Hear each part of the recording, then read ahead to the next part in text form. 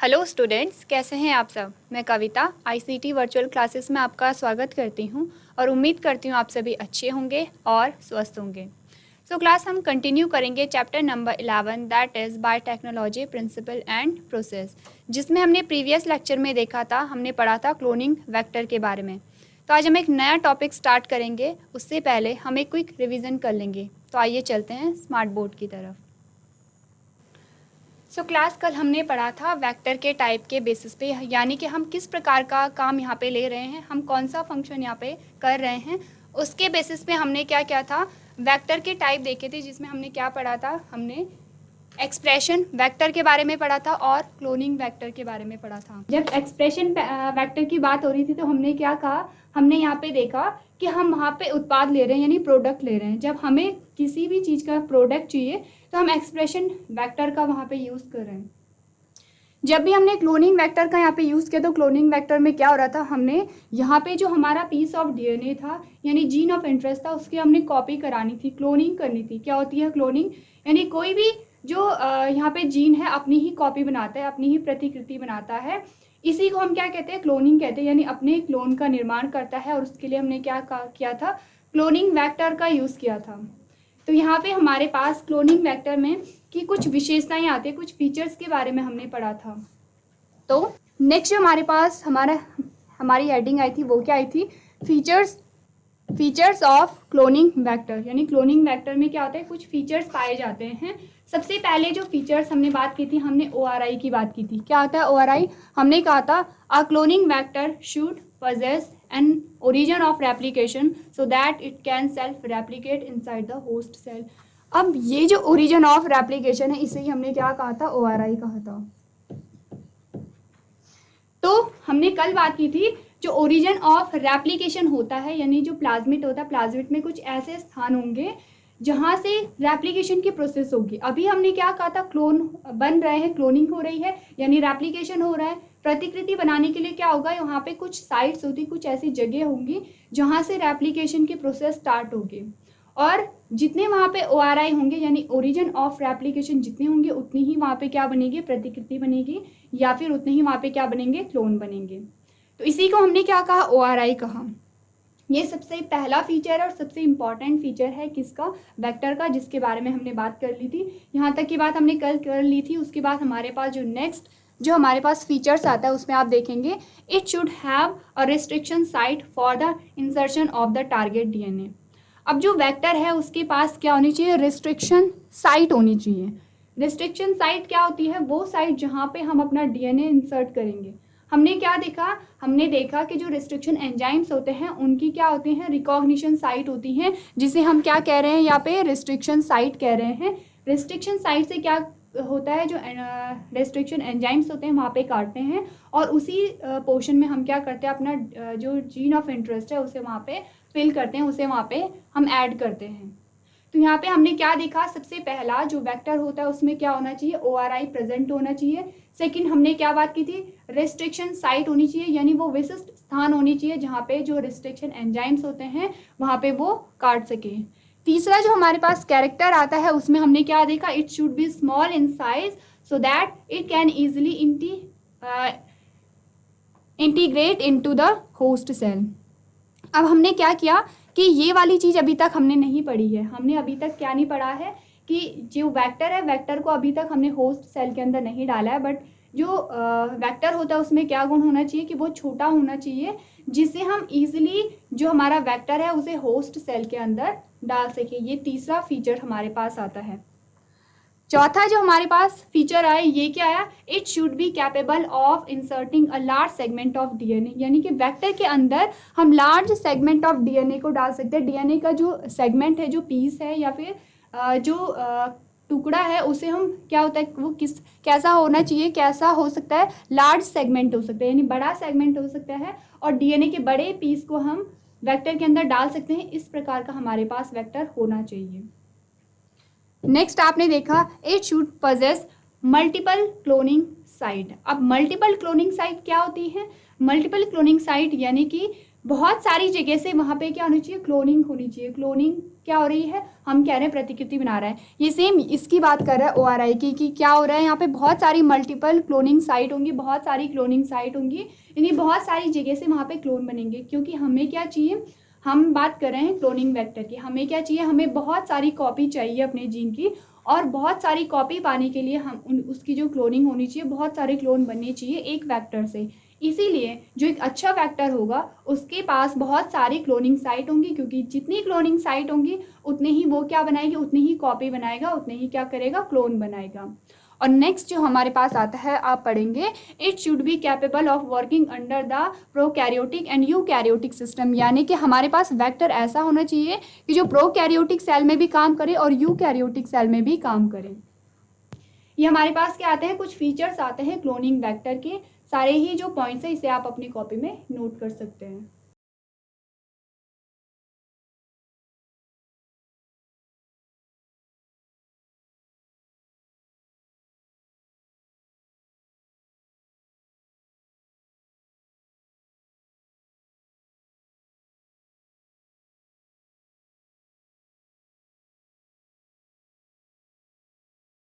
चलिए, ये तो हमने बात की कि जो वेक्टर्स होते हैं उनके क्या क्या फीचर्स होते हैं। अब इससे पहले हमने क्या पढ़ा था, वेक्टर के अंदर हमारा जो पीस ऑफ DNA था, यानी जिसमें हमारा जीन ऑफ इंटरेस्ट है, वो हमने वेक्टर के अंदर डाल दिया है। अब जब हमने वेक्टर के अंदर वो जीन डाला तो हमारे पास दो सिचुएशन आ सकती हैं। हमने क्या किया, पहले हमने वेक्टर की जब कटिंग की थी, जब रेस्ट्रिक्शन एंजाइम्स ने वेक्टर को काटा तो वेक्टर खुल गया था, और वेक्टर के अंदर फिर हमने जो पीस ऑफ DNA थे वो डाल दिया था। लेकिन ऐसी भी यहाँ पे कंडीशन आ सकती है कि DNA का इंसर्ट होने से पहले ही जो वेक्टर है वो खुद ही बंद हो जाता है। यानी कि हमने क्या कहा, हमने यहाँ पे कहा ये वेक्टर है, ये वेक्टर है। अब यहाँ पे क्या हुआ, हमारा पीस ऑफ DNA हमें यहाँ पे डालना था, ये हमारा क्या है, पीस ऑफ DNA है, ये हमने डालना। तो यहाँ पे हमारे पास दो कंडीशन आ सकती हैं, दो कंडीशन आएगी। एक तो क्या होगा, दो कंडीशन में से क्या होगा, एक तो हमारे पास यहाँ पे जब DNA पे कट लगा, हम क्या बात कर रहे थे यहाँ पे, हमने कहा कि हमारा ये क्या है, ये हमारा पीस ऑफ DNA है, ये हमारा पीस ऑफ DNA है। अब हमने क्या करना है, इस प्लाज्मिड के अंदर इसे क्या करना है, इंसर्ट करना है। तो दो प्रकार की यहाँ पे कंडीशन होगी। अब जब हमने क्या किया, प्लाज्मिड को यहाँ पे काटा तो प्लाज्मिड इस प्रकार से खुल गया हमारे पास, ये क्या है, ये प्लाज्मिड खुल गया। अब हो सकता है कि यहाँ पे हमारे पास दो कंडीशन आएगी, यहाँ पे हम एक ही प्लाज्मिड को बताएंगे, क्योंकि यहाँ पे क्या है, प्लाज्मिड इस प्रकार से यहाँ पे क्या हुआ, ओपन हो गया। अब ये जो प्लाज्मिड है, यहाँ पे हमें दो प्रकार के प्लाज्मिड देखने को मिलेंगे। एक तो क्या होगा, एक प्लाज्मिड है कि जिसमें हमारा जीन ऑफ इंटरेस्ट आ गया है, यानी यहाँ पे क्या हो गया है, जो हमारा जीन ऑफ इंटरेस्ट है ये यहाँ पे फिट हो गया है, ये हमारा फिट हो गया। सेकेंड क्या हो सकता है, सेकेंड हो सकता है कि यहाँ पे ये जो प्लाज्मिड है ये खुला और खुद ही यहाँ आपस में क्या हो गया, खुद ही आपस में जुड़ गया, यानी ये जो स्टिकी एंड बने हैं, ये स्टिकी एंड आपस में ही क्या हो गए हैं, बंद हो गए हैं। तो मोस्टली ऐसा ही होता है कि जो प्लाज्मिड है वो खुद ही यहाँ पे क्या हो जाता है, बंद हो जाता है।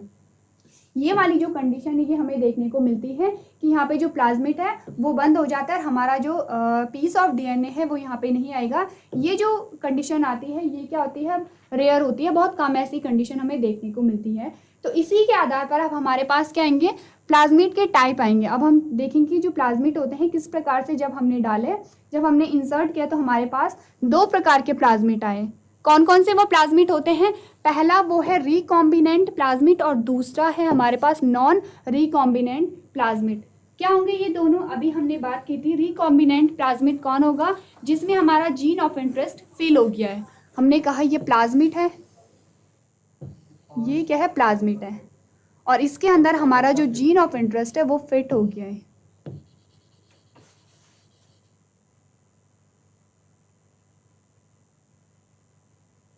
ये क्या है हमारा जीन, GOI, इसे मैं लिख रही हूं, ये क्या है, GOI है, जीन ऑफ इंटरेस्ट है। अब इसमें जिस भी प्लाज्मिड में हमारा जो जीन ऑफ इंटरेस्ट है वो आ जाता है उसे हम कहते हैं रिकॉम्बिनेंट प्लाज्मिड, और जिस प्लाज्मिड में के अंदर हमारा जीन ऑफ इंटरेस्ट नहीं आता है उसे हम कहते हैं उसे हम कहते हैं नॉन रिकॉम्बिनेंट प्लाज्मिड। दोनों में डिफरेंस आप देखेंगे, क्या नाम है, रिकॉम्बिनेंट है, यानी कि रिकॉम्बिनेशन हो रहा है, क्या है, दो यहाँ पे क्या हो रहे हैं, दो डीएनए मिक्स हो रहे हैं, रिकॉम्बिनेशन हो रहा है, इसीलिए रिकॉम्बिनेंट प्लाज्मिड है। यहाँ पे क्या हो रहा है कि जो डीएनए है वो मिक्स नहीं हुआ है, तो हम इसे क्या कहेंगे, नॉन रिकॉम्बिनेंट प्लाज्मिड, यानी कि जिस प्लाज्मिड में रिकॉम्बिनेशन नहीं हो रहा है उसे हम क्या कह रहे हैं, नॉन रिकॉम्बिनेंट प्लाज्मिड कह रहे हैं।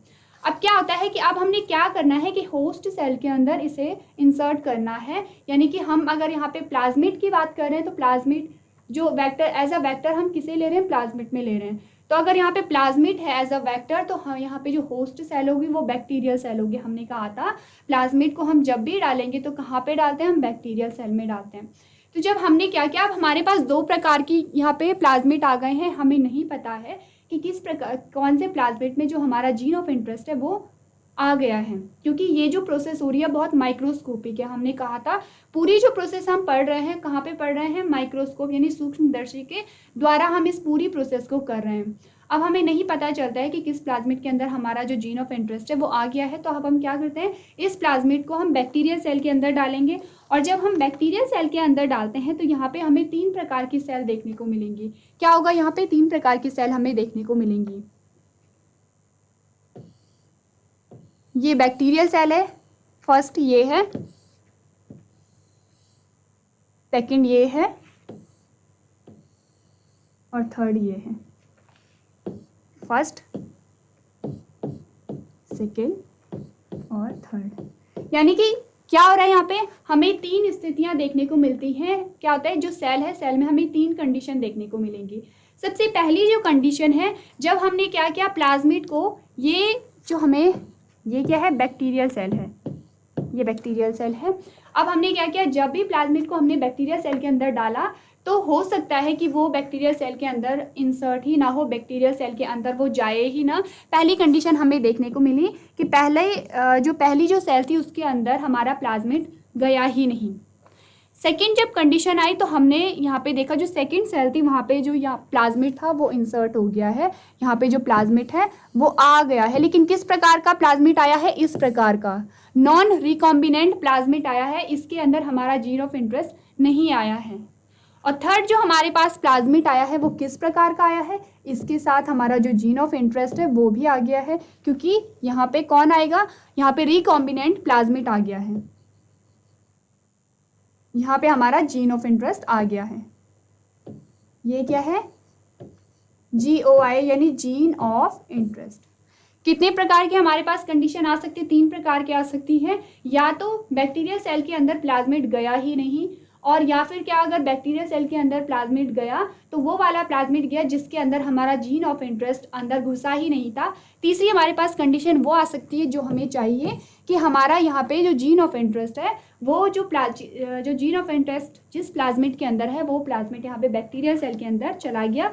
तो इसी बेसिस पे यहाँ पे क्या आता है, इसी बेसिस पे यहाँ पे इन सेल्स के नाम आते हैं। अब क्या क्या नाम हमारे पास आए हम देखेंगे। सबसे पहली जो सेल है उसे हम क्या कहेंगे, नॉन ट्रांसफॉर्मेंट सेल, यानी जिस सेल में प्लाज्मिड का ट्रांसफर ही नहीं हुआ है उसे हमने कहा नॉन ट्रांसफॉर्मेंट।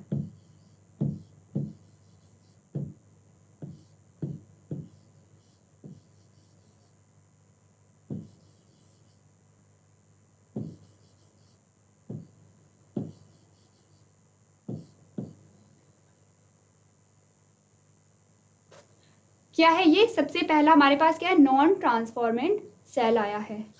तो यहाँ पे क्या हुआ, कोई भी ट्रांसफर नहीं हुआ, इसीलिए हमने इसे नॉन ट्रांसफॉर्मेंट सेल कहा। सेकेंड जो हमारे पास सेल आती है वो ट्रांसफॉर्मेंट सेल है, क्योंकि यहाँ पे ट्रांसफर हुआ है तो हम इसे क्या कहेंगे, ट्रांसफॉर्मेंट।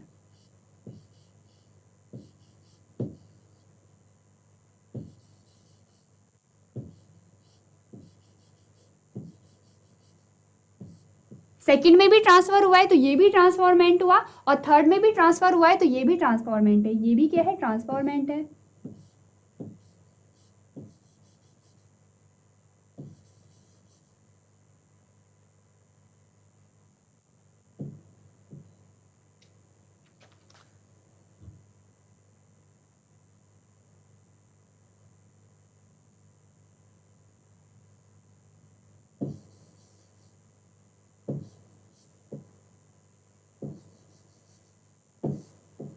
ये भी क्या है, ट्रांसफॉर्मेंट है।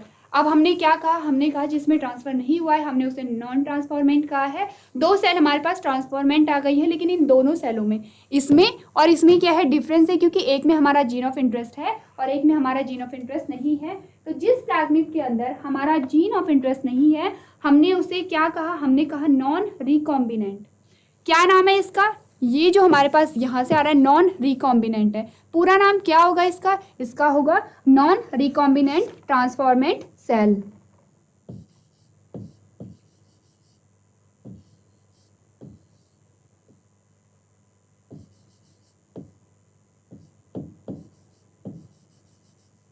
ये क्या है, नॉन रिकॉम्बिनेंट ट्रांसफॉर्मेंट सेल, पूरा ही नाम इसका ये है।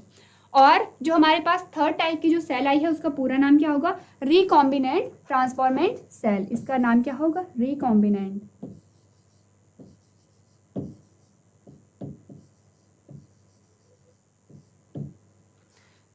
अब हमारे पास क्या है, तीनों प्रकार की सेल आ गई हैं, यानी कि तीन कंडीशन हमारे पास आ गई हैं। अभी तक हमने क्या कहा, हमने कहा कि हमने प्लाज्मिड के अंदर अपना जीन ऑफ इंटरेस्ट डाल दिया है, लेकिन यहाँ पे दो कंडीशन आ सकती है। जीन ऑफ इंटरेस्ट प्लाज्मिड के अंदर घुस भी सकता है और नहीं भी घुस सकता है, उसके आधार पर हमारे पास दो प्रकार के प्लाज्मिड आए, रिकॉम्बिनेंट जिसके अंदर हमारा जीन ऑफ इंटरेस्ट है और नॉन रिकॉम्बिनेंट जिसके अंदर हमारा जीन ऑफ इंटरेस्ट नहीं है। अब हमें नहीं पता था कि हमारा जो जीन ऑफ इंटरेस्ट है किस प्लाज्मिड के अंदर है, तो हमने सारे ही प्लाज्मिड को क्या किया, हमने बैक्टीरियल सेल के अंदर डाला। तो इसमें भी तीन कंडीशन आती है। सबसे पहला होता है कि हो सकता है कि हमारा जो प्लाज्मिड है वो घुसे ही ना, उसे हमने क्या कहा, नॉन ट्रांसफॉर्मेंट कहा, क्योंकि यहाँ पे कोई भी ट्रांसफॉर्मेंट नहीं हो रहा है, कोई भी ट्रांसफर नहीं हो रहा है। सेकेंड, हमने कहा कि हमारा यहाँ पे ट्रांसफ़र तो हुआ है लेकिन उस प्लाज्मिड का हुआ है जिसके पास हमारा जीन ऑफ इंटरेस्ट था ही नहीं, हमने इसे क्या कहा, नॉन रिकॉम्बिनेंट ट्रांसफॉर्मेंट सेल कहा। और लास्ट जो सेल हमें चाहिए, जो हमारे काम की सेल है, वो क्या है, उसके अंदर हमारा जीन ऑफ इंटरेस्ट आ गया है, हमने उसे क्या कहा, रिकॉम्बिनेंट ट्रांसफॉर्मेंट सेल कहा। तीनों प्रकार को आप यहाँ पे नोट कर सकते हैं।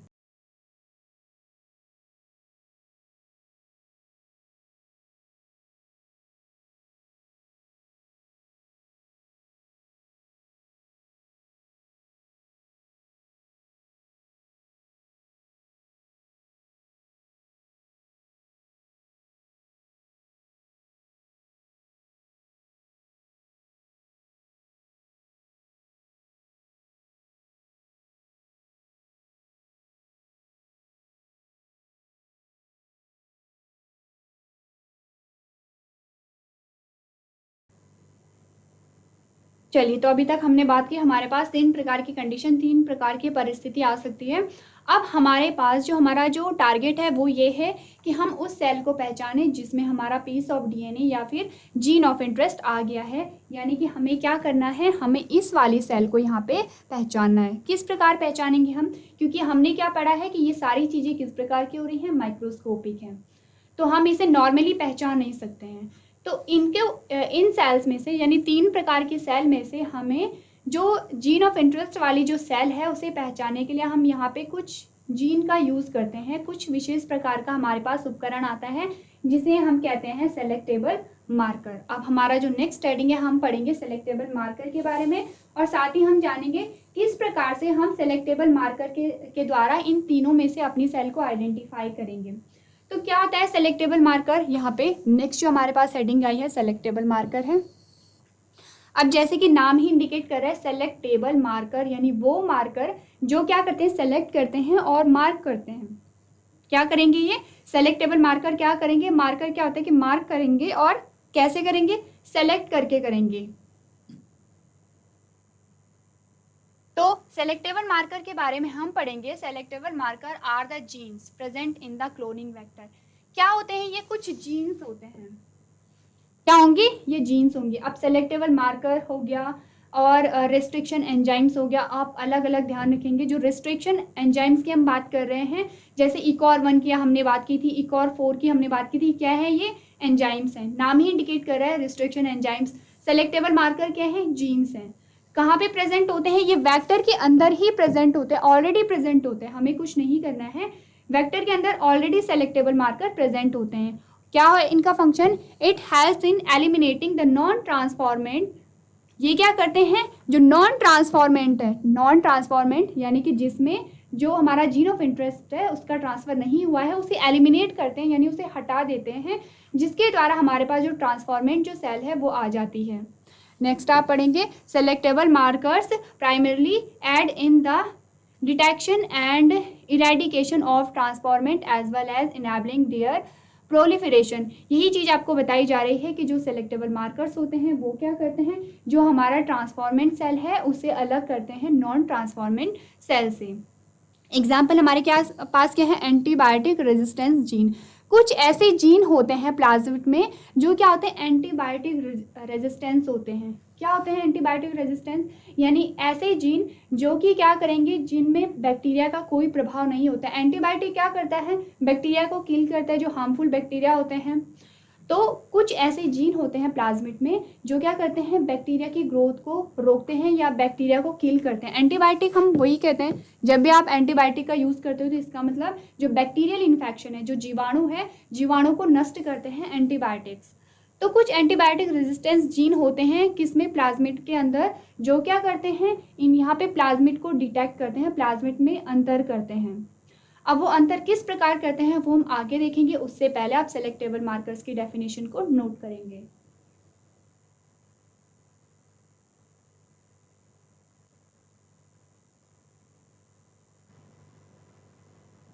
अब हमें क्या करना है, यहाँ पे हमें पढ़ना है कि सेलेक्टेबल मार्कर्स किस प्रकार से सेलेक्ट करते हैं, जो प्लाज्मिड होते हैं किस प्रकार से उनमें अंतर करते हैं।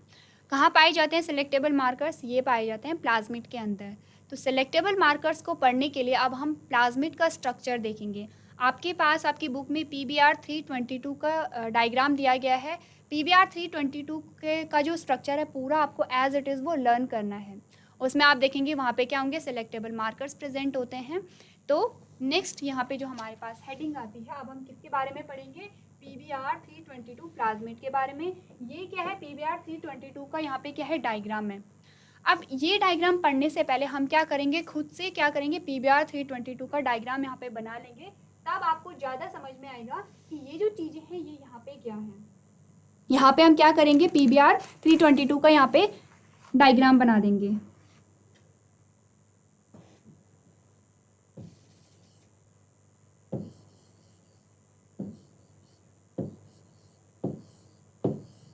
यह है, ये एक प्लाज्मिड है। उससे पहले आप PBR 322 के बारे में थोड़ा सा जान लीजिए।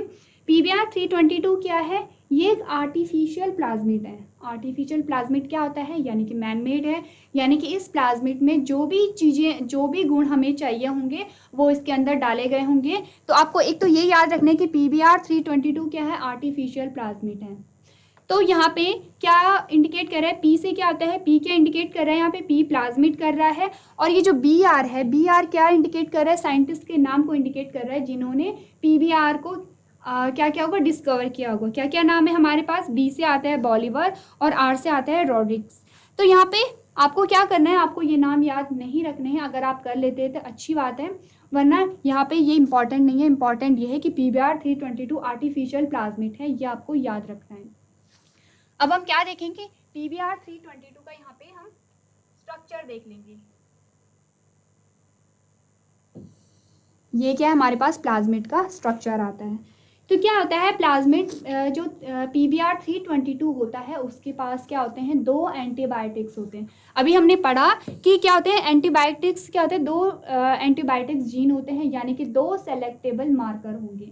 कितने होंगे हमारे पास, दो होंगे। अब यहाँ पे हम इन्हें मार्क कर लेते हैं, यहाँ से लेके यहाँ तक और यहाँ से लेके यहाँ तक।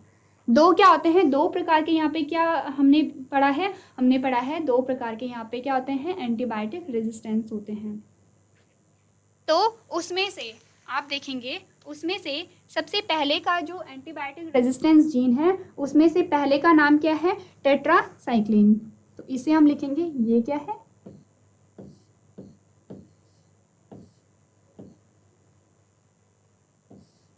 टेट्रासाइक्लिन रेजिस्टेंस जीन है ये। इसे हम कहेंगे टेट्रासाइक्लिन रेजिस्टेंस जीन कहेंगे। और इधर वाले को हम क्या कहेंगे, एम्पीसिलिन कहेंगे। इसका क्या नाम है, ये हमारे पास हो गया एम्पीसिलिन। Ampicillin resistant gene. दो प्रकार के हमारे पास सेलेक्टेबल मार्कर्स आ गए हैं। अब क्या होता है, इन दो टाइप के जो हमारे पास एंटीबायोटिक रेजिस्टेंस आए हैं, इनमें क्या होते हैं, दो यहाँ पे क्या होते हैं, रिकॉग्निशन साइट होती हैं। दो टेट्रासाइक्लिन के पास होंगे, दो एम्पिसिलिन के पास होंगी। क्या हमने पढ़ा अभी तक, हमने कहा दो यहाँ पे क्या होंगी, रिकॉग्निशन साइट होती हैं।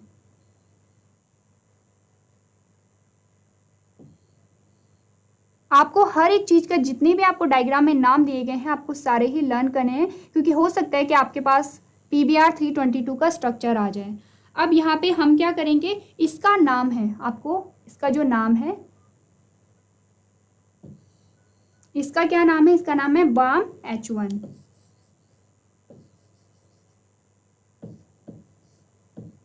BAM-H1। और नीचे वाली का नाम है SAL1। यह है SAL1। क्या है, दोनों रिकॉग्निशन साइट है। रिकॉग्निशन साइट आपको क्या बताया गया था, रिकॉग्निशन साइट यानी कि वो साइट जहाँ पे रिस्ट्रिक्शन एंजाइम कट करेंगे और वहाँ से हम अपना पीस ऑफ DNA इंसर्ट कर सकते हैं।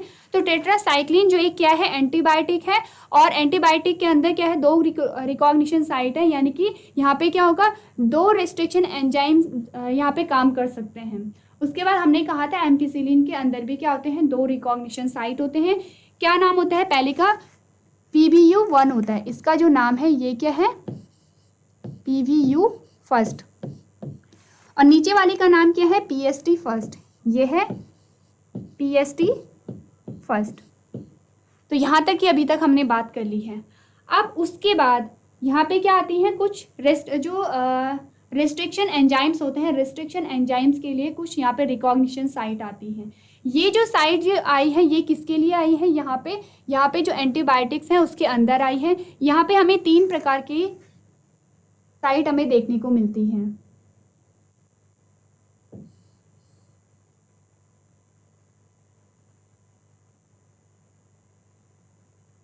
पहला ये है, सबको हम अलग अलग कलर से देखेंगे ताकि आप आइडेंटिफाई कर पाएँ। सेकंड हमारे पास ये आया,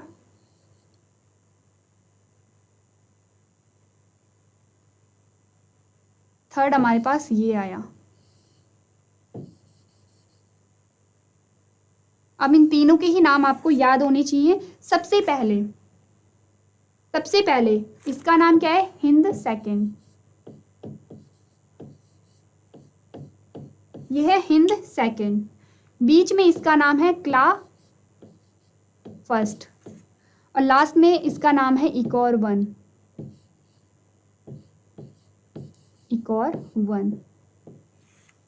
ठीक है। अब हमारे पास यहाँ पे कहीं ORI आ गया। क्या पढ़ा था हमने ORI को, ओरिजिन ऑफ रेप्लिकेशन, यानी कि यहाँ से क्या होगा, रेप्लिकेशन स्टार्ट होगा। ये क्या है, ORI है।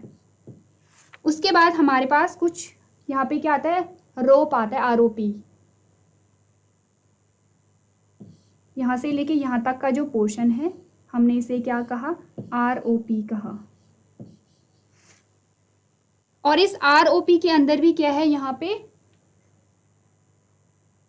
हमें रिकॉग्निशन साइट देखने को मिलती है, यहाँ पे, जिसका नाम है PUV सेकेंड, PVU सेकेंड।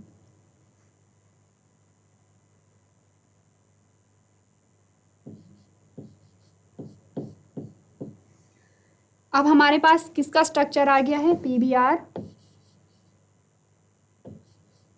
322 का। ये हमारे पास क्या है, कंप्लीट स्ट्रक्चर है PBr 322 का। यही जो स्ट्रक्चर हमने यहाँ पे क्यों बनाया है, क्योंकि आपको ये पता चले कि कहाँ पे क्या हो रहा है। इसी स्ट्रक्चर को अब हम आगे पढ़ लेंगे। आगे आप देखेंगे यहाँ पे आपको सेम स्ट्रक्चर देखने को मिला है। तो सबसे पहले अब हम बात कर लेंगे कि इसमें कौन कौन सी क्या है चीज़ें हैं। सबसे पहले हमारे पास क्या आती है, रिस्ट्रिक्शन साइट आती हैं। कौन कौन सी आई हैं, BAM-1, Hind second, SAL-1, PVU-1, PVU second, PST-1, इकोर-1, CLA-1। सारी ही क्या है, यहाँ पे रिस्ट्रिक्शन साइट हैं। रिस्ट्रिक्शन साइट यानी कि यहाँ पे क्या होगा, जिसे हम रिकॉग्निशन साइट कह रहे हैं। उसके बाद हमारे पास सेलेक्टेबल मार्कर्स कौन कौन से आए, antibiotic resistance gene for ampicillin. पहला हमारे पास एम्पिसिलिन है, दूसरा हमारे पास टेट्रासाइक्लिन है। तो क्या हुआ, हमने क्या बात की थी यहाँ पे, हमने कहा यहाँ से लेके यहाँ तक का ये जो पोर्शन है, इमेज में आप देखेंगे ये जो पोर्शन है ये टेट्रासाइक्लिन है। टेट्रासाइक्लिन में यहाँ पे क्या है, यहाँ पे 2 साइट हैं, यहाँ पे क्या होंगी, 2 रिकॉग्निशन साइट होंगी।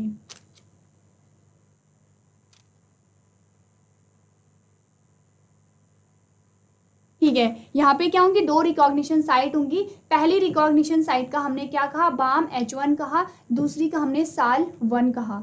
सेकेंड जो एंटीबायोटिक है वो क्या है, एम्पिसिलिन है। एम्पिसिलिन के पास भी यहाँ पे 2 रिकॉग्निशन साइट होती हैं, PVU1 है, PST1 है। इसकी हमने बात कर ली है। उसके बाद हमारे पास यहाँ पे क्या आते हैं, हमने बात की थी यहाँ पे कुछ रिस्ट्रिक्शन एंजाइम्स के लिए कुछ रिकॉग्निशन साइट आती हैं। ये हमारे पास क्या है, 3 प्रकार के यहाँ पे रिस्ट्रिक्शन एंजाइम्स हैं। ECOR1 है, CLA1 है, हिंद थर्ड है। यहाँ पे हिंद थर्ड है, मैंने आपको यहाँ पे सेकंड बताया है, ये है हिंद थर्ड है। तो यहाँ पे क्या आता है, हिंद थर्ड है। आप यहाँ पे क्या कहते हैं, इस एरिया को, इस पूरे एरिया को हम कंबाइनली क्या कहते हैं, मल्टीपल क्लोनिंग साइट। यही हमने पढ़ा था, एक अच्छे प्लाज्मिड में क्या होनी चाहिए, मल्टीपल क्लोनिंग साइट होनी चाहिए। यानी इस छोटे से एरिया में क्या है, यहाँ पे 3 रिकॉग्निशन साइट हैं। यानी कि इस छोटे से एरिया में 3 रिस्ट्रिक्शन एंजाइम्स यहाँ पे काम कर सकते हैं। 3 रिस्ट्रिक्शन एंजाइम्स यहाँ पे ये जो प्लाज्मिड है इसे खोल सकते हैं, ओपन कर सकते हैं। और इसी को हमने क्या कहा था, मल्टीपल क्लोनिंग साइट। क्या कहा है इसे हमने, मल्टीपल क्लोनिंग साइट कहा है। नेक्स्ट हमने क्या बात की है, नेक्स्ट हमने बात की है ORI की, द ओरिजिन ऑफ रेप्लिकेशन। कहाँ पे ORI, ये हमारा ORI आ गया, यानी कि जहाँ से रेप्लिकेशन स्टार्ट हो रहा है वो हमारा क्या है, ORI है। नेक्स्ट हमने किसकी बात की थी, रोप की बात की थी, ROP की बात की थी। क्या है ROP, आप पढ़ेंगे, it codes for protein which are involve in the process of replication of plasmid. यानी ROP में क्या होगा, ये किसी प्रोटीन के लिए कोड करेगा जो प्लाज्मिड की रेप्लिकेशन में हेल्प प्रोवाइड कराएगा। ये पूरा हमारे पास क्या आ गया है, अब हमारे पास स्ट्रक्चर आ गया है PBR 322 का। अब हमने क्या कहा था, यहाँ पे हमने कहा था सेलेक्टेबल मार्कर्स हमारे पास कौन है, फर्स्ट ये है, सेकंड ये है। इन्हीं दोनों के आधार पर हम क्या करेंगे, अब प्लाज्मिड को नॉन रिकॉम्बिनेंट और यहाँ पे रिकॉम्बिनेंट दोनों ही जो प्लाज्मिड है वहाँ से हम क्या करेंगे, इनको अलग करेंगे।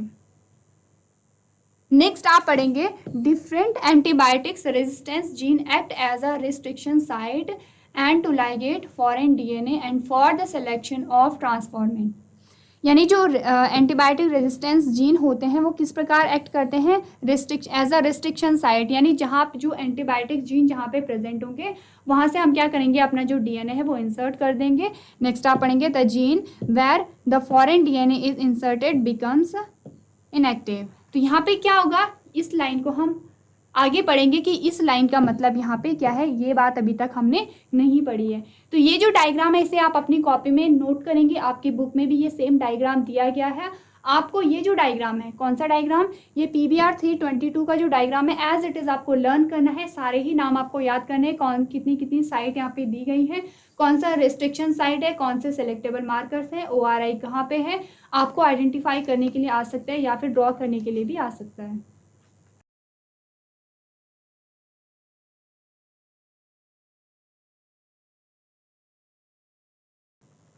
तो क्लास आज हमने पढ़ा PBR 322 के बारे में। क्या है ये, एक आर्टिफिशियल प्लाज्मिड है। तो आई होप जो भी मैंने आपको समझाया आपको समझ में आया होगा। आपको क्या करना है, बुक में आपका डायग्राम दिया गया है, आपको वो ड्रॉ करना है और उसे एज इट इज़ वहाँ पे लर्न करना है। इससे आगे का जो पार्ट है हम नेक्स्ट क्लास में उसे कंटिन्यू करेंगे। अभी तक क्लास में बने रहने के लिए आपका धन्यवाद।